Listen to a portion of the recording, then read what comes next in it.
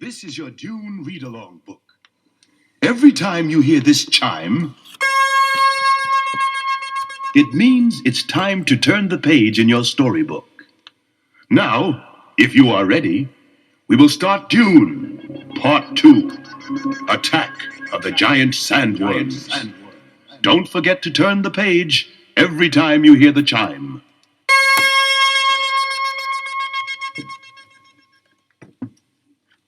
It seemed to Paul and Lady Jessica that things could get no worse on the planet Dune.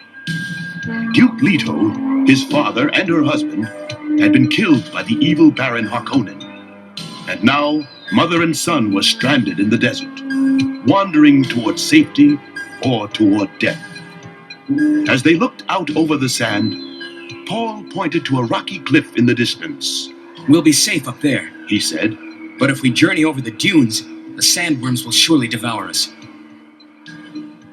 Part of their survival gear included a thumper, a machine which beat on the sand and drew the attention of the sandworms.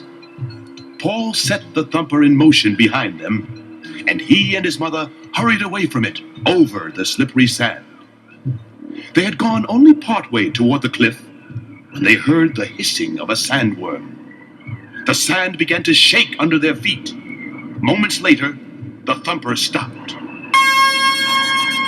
"Run, Mother!" shouted Paul as a hill of moving sand chased them. "Run, or we're doomed!" With only seconds to spare, Paul and Jessica reached the rocky cliffs just as the huge worm burst through the sand and began swallowing the rocks below them. The gigantic worm continued to smash his head against the cliff, desperately trying to reach Paul and Jessica before they climbed to safety on the higher cliffs. Just as they reached a high bluff and safety, a bolt of lightning lit up the cliff, exposing a large band of Fremen, Dune's people. The Fremen studied Paul and Jessica, trying to decide if they would be useful to them. Finally, Stilgar, the leader, spoke. "The boy goes with us, but the woman will use too much water in the desert. She must die." With that, he drew his knife and turned on Lady Jessica. "Stop!" Jessica commanded. The voice froze Stilgar in his tracks. "Leave them alone," he ordered. "She's a Bene Gesserit. Her power will kill me." Chani, a lovely Fremen girl, approached Paul. "What are you called?" she asked. "Paul is the name my father gave me." "You must have a Fremen name as well. We shall call you Paul Muad'Dib." Stilgar and the Fremen led Paul and Jessica across the desert, traveling a night and a day, until they reached Sietch Tabr, their hidden underground fortress. Climbing down the deep, dark steps, they finally came to a huge black lake. "This is only one of thousands of lakes we possess on Dune," explained Stilgar. "Soon, all this precious water will transform our desert world into a paradise." Weeks passed. Paul and Jessica were becoming more comfortable in the Fremen world. The Fremen, in turn, were beginning to look upon Paul as their new leader, the one their legend predicted would come from another world to lead them against the cruel Harkonnen. Standing on a rock ledge in the Fremen Hall of Rites, Paul spoke to the assembled thousands of Fremen. "We must destroy the Harkonnen and make Dune ours again.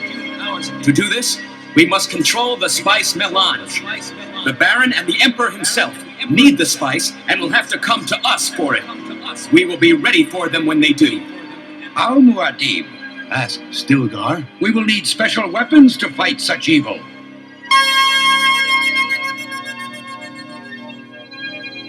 "I have such a weapon." Paul held up a weirding module, the special voice box which he had used on Caladan, and which he had rebuilt for the Fremen. "We will build more of these. I will teach you to use them. Then we will be prepared." "How does it work?" Paul chose a Fremen from the crowd and pointed to a nearby pillar. "Yell at that rock," he commanded. "Ah!" The man yelled, but nothing happened. The other Fremen laughed. Then Paul placed the weirding module on his neck turned toward the rock and shouted, "Jusa!" The stone burst into 1,000 pieces with sudden explosive force. We must act until no evil Harkonnen are left. Paul cried out. I will lead you, and we will become a vast army, ready to take back our world of Dune. Months passed, during which the Fremen armies kept up their attacks. During this time, Paul's eyes had turned completely blue, like the Fremen's, from Dune's spice, melange. Then one day, Jessica gave birth to a baby girl, Alia, who was born with all her mother's Bene Gesserit knowledge and skills. Although Paul was now accepted as the Fremen leader, one test remained as final proof, a test of courage and skill. He had to ride a sandworm. Paul went out into the desert, set out a thumper to attract a sandworm, and waited, alone on a dune. Soon, he heard the roar of the approaching worm. He stood frozen, holding a maker hook in his hands, and waited. Suddenly, with a deafening noise, the worm burst up out of the sand. It was huge, over 100 feet tall. Thousands of teeth glistened in the 80-foot circle of its mouth. Paul ran beside the sandworm and quickly hooked himself on its writhing, bucking body. The worm turned its body upward to keep the sand from hurting its exposed flesh. Then, in one swift motion, Paul planted more hooks in its breathing holes. I've conquered it! Now I'm a sand rider! He yelled proudly.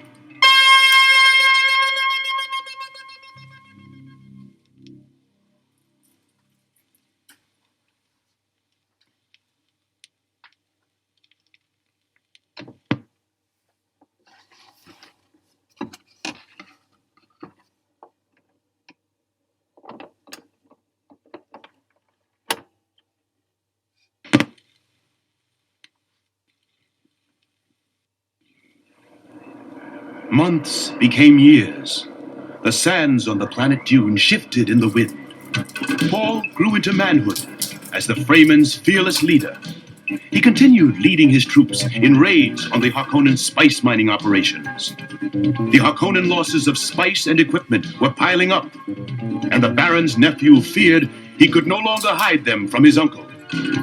He screamed with rage. I will find this Muad'Dib and suck the blood from him! Millions of light years away, on the far side of the galaxy, Emperor Shaddam IV paced nervously in his golden room. The reason for his nervousness suddenly appeared before him. It was a first-stage navigator who had not yet changed into a third-stage navigator. The first-stage navigator's raspy voice filled the air. Emperor Shaddam, you have failed miserably. This Paul Muad'Dib, whoever he is, still lives. The spices of Dune are in danger from his Fremen armies, and you and that bungling Baron Harkonnen are responsible. You must remedy this situation. Muad'Dib is clever, but I will mount a full-scale attack, Promised the Emperor. I will activate every legion I have and send them to Dune immediately. I will attack and destroy the Fremen rabble, and this new leader of theirs as well.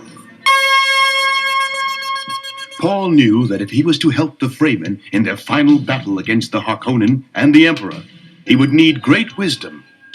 He would need to see the future. The only way he could do that was by drinking the mysterious, all-powerful water of life. Chani, who had fallen in love with Paul, begged him not to. Please, Paul, the water could kill you, for no man who has taken it has lived. I have no choice, my love. It is my destiny. So Chani went with Paul and his Fremen warriors out into the desert. There, he drank the water of life. Paul screamed as 1,000 horrors filled his mind, but he finally awakened from his nightmare, having seen the future. Returning to the Fremen, Paul announced, The time of the final battle has come. I know a secret our enemies do not. I know how to destroy all spice forever, and I can now fold space as well. Now our enemies will fear me. Our time has come. Paul and his Fremen warrior aides stood at the top of Arise, studying the Arakeen Palace and its defenses. They had been watching for days now, and waiting. They had watched as the Emperor's forces landed, and watched as his steel tent extended down below his own ship, serving as his palace and protective cover. Now is the time to begin. Paul said evenly, studying the sky. A sandstorm is developing, as planned. Larger and more fierce than anything ever known before. And what about the sandworms? They are on their way, Muad'Dib. A Fremen responded. We have put out thousands of thumpers to attract them. Just listen. It was true. Their thumping roared across the desert like thunder. This will be a gathering of worms the likes of which no one has ever seen before, Paul exclaimed. And so it was. The desert sand rose like ocean waves as hundreds of worms approached. Waiting to ride them, hooks ready, were the Fremen warriors. Meanwhile, at the Arakeen Palace, Baron Harkonnen was ordered to rush to Shaddam's tent. The Emperor was angry.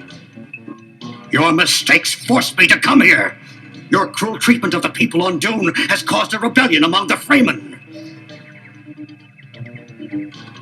At that moment, a small girl in long black robes entered.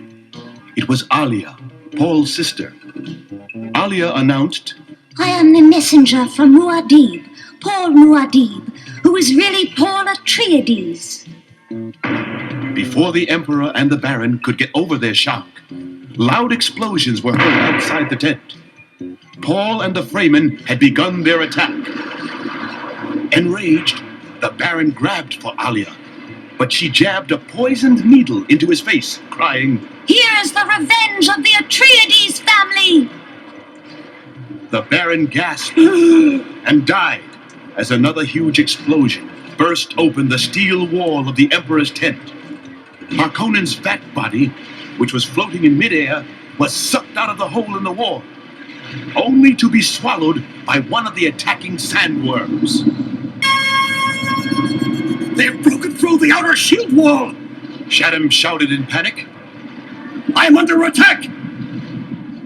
Quickly, Your Majesty! Into your ship for safety! Yelled the captain of his personal guard. Alia laughed as she ducked out, escaping into the confusion of the battle raging around the Arakeen Palace. Thousands of explosions illuminated the sandstorm as it swirled over everything. And out of the darkness came the Fremen Sand Riders, hundreds mounted on each worm. The sandworms and their riders poured through the broken shield wall and scattered the terrified legions of the Emperor. Most of the troops were either swallowed or crushed by the sandworms, and those that were left met their fate at the hands of the Fremen warriors. When the victorious Fremen entered Arakeen Palace, Paul ordered his prisoners brought before him.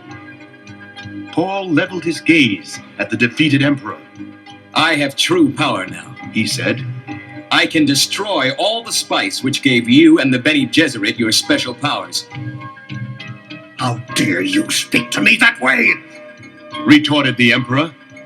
Then turning to Fade, the Baron's evil nephew, Shaddam said, Here, Fade, take my knife and fight this Paul Atreides.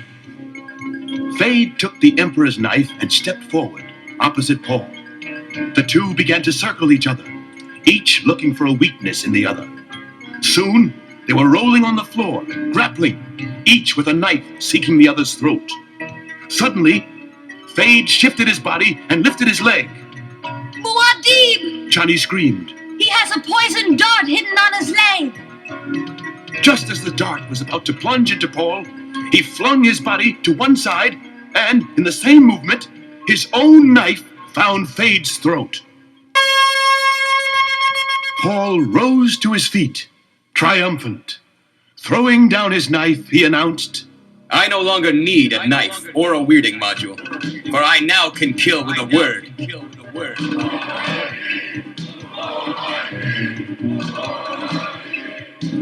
The Fremen chanted.